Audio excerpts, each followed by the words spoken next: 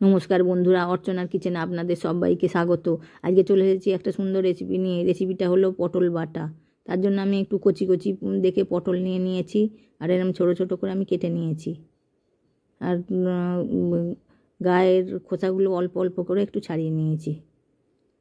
নিয়ে ওগুলো আমি শিলেতে বেটে নিয়েছি। আপনারা চাইলে মিক্সচার গ্রাইন্ডারে একটা ঘুরিয়ে নিতে পারেন।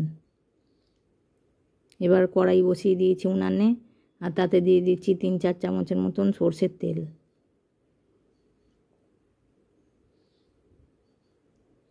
আর দিয়ে দিচ্ছি কালো জিরে ফোড়নে।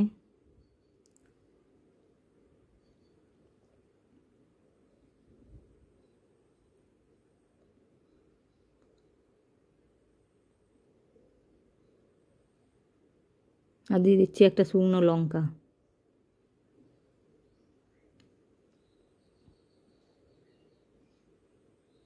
ফোড়নটা একটু নেড়ে চেড়ে ভাজা ভাজা করে নেব।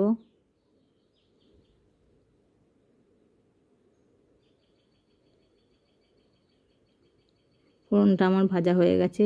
এবার আমি একটা বড় গ্রেট করা পেঁয়াজ রেখেছিলাম, ওইটা দিয়ে দেব কড়াইতে। আর একটু আদা রসুন বাটা 1 চামচ রেখেছি, সেগুলো এবার ভেজে নেব। প্রথমে পেঁয়াজটা দিয়ে একটু ভেজে নেব।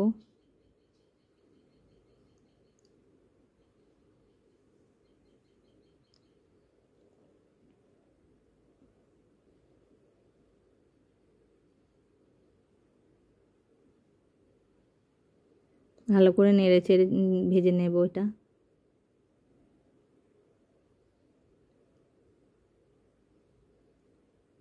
পেঁয়াজটা ভাজা হয়ে গেলে আমি আদা রসুনের পেস্টটা দিয়ে দিলাম।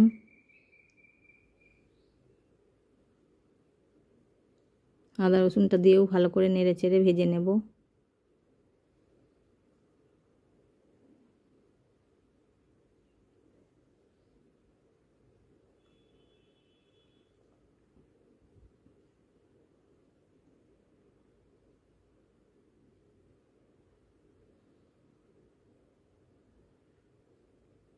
এই সময় গ্যাসের আঁচটা আমি একটু কমিয়ে রাখবো, নাহলে পুড়ে যাওয়ার সম্ভাবনা আছে। এবার আমি দিয়ে দেব 1/2 চামচের একটু কম হলুদ গুঁড়ো, একটু জিরে গুঁড়ো,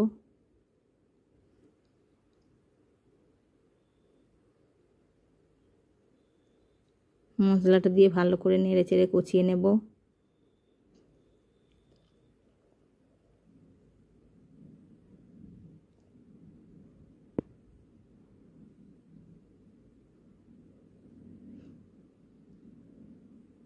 মশলাটা আমার কষানো হয়ে গেছে। এবার আমি পটল বাটাটা দিয়ে দেব।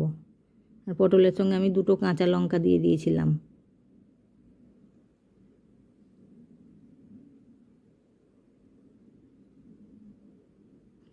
পটল বাটাটা কাঁচা লঙ্কা বাটা দিয়ে ভালো করে মশলার সঙ্গে নেড়ে চেড়ে কষিয়ে নেব।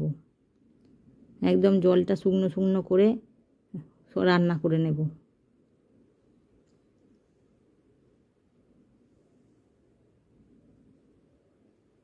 এই সময় গ্যাসের ফ্লেমটা মাঝারি আঁচে রাখতে হবে, নাহলে নিচের দিক থেকে ধরে যেতে পারে।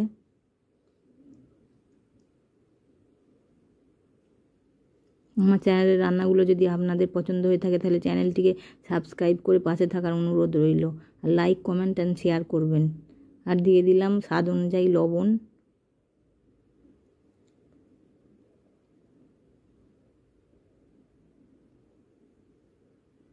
আমার পটলের রেসিপিটা একদম রেডি হয়ে গেছে। এবার আমি নামিয়ে খাবার জন্য সার্ভ করে নেব।